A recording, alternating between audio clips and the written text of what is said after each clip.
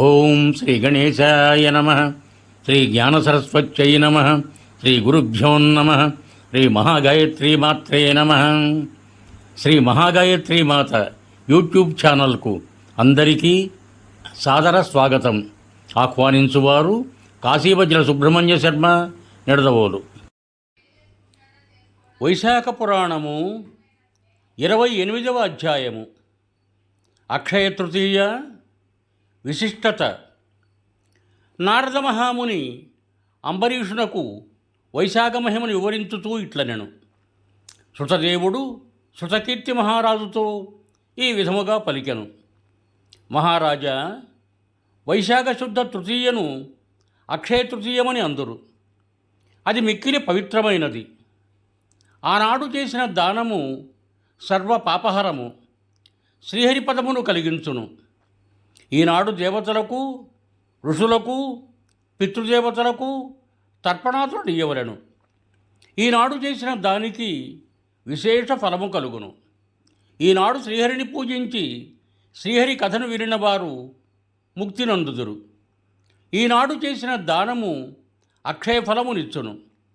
ఈ తిథి దేవతలకు, ఋషులకు, పితృదేవతలకు ముగ్గురికి తృప్తిని కలిగించును. ఈ తిథికి ఈ మహిమ వచ్చిన కారణమును చెప్పుదును, వినుము.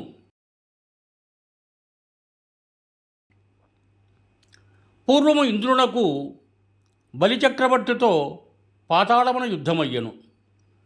ఇంద్రుడు బలిని జయించి తిరిగి వచ్చుతూ భూలోకమును చేరెను.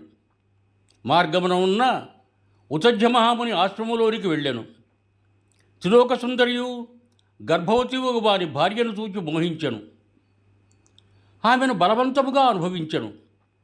ఆమె గర్భమునున్న పిండము ఇంద్రుని వీర్యమును లోనికి రానియక పాదమును అడ్డగించి ఉంచెను. ఇంద్రుడు కోపించి వారిని గుడ్డివాడవగుమని చెప్పించెను.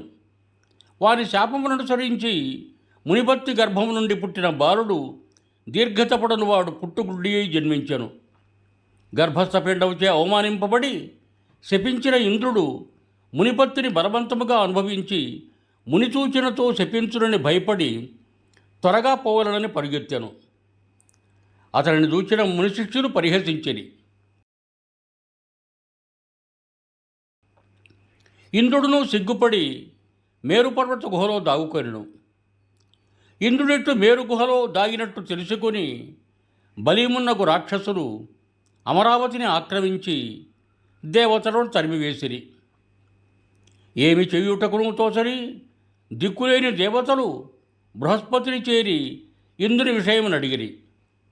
బృహస్పతియు దేవతలకు ఇంద్రుని పరిస్థితి వివరించి ఇంద్రుడు శచీసహితుడై మేరుపర్వత గుహలో ఉన్నాడని చెప్పెను.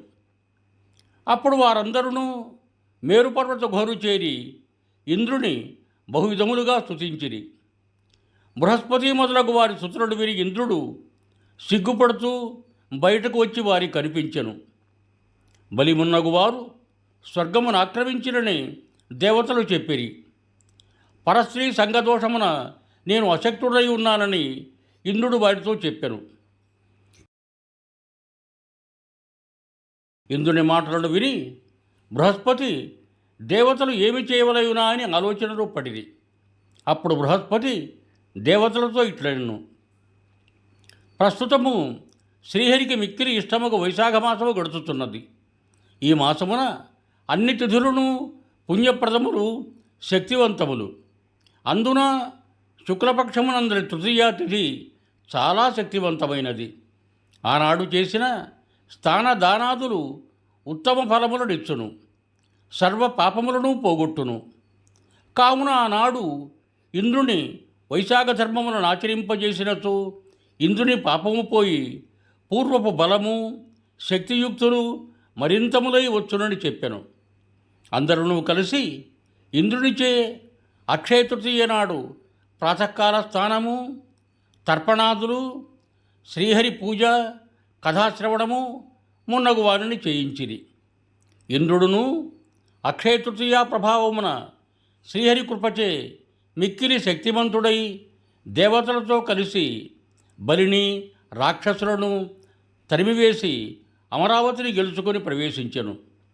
అప్పుడు దేవతలు యజ్ఞాదులయందు తమ భాగములను మరలా పొందిరి. మునులను రాక్షస వినాశము వలన నిశ్చింతంగా తమ యజ్ఞయాగములను వేదాధ్యయనాదులను కొనసాగించిరి. పితృదేవతలను యథాపూర్వకముగా తమ పిండములను పొందిరి. కావున అక్షయ తృతీయ దేవతలకు, మునులకు, పితృదేవతలకు సంతోషమును కలిగించినదయ్యను.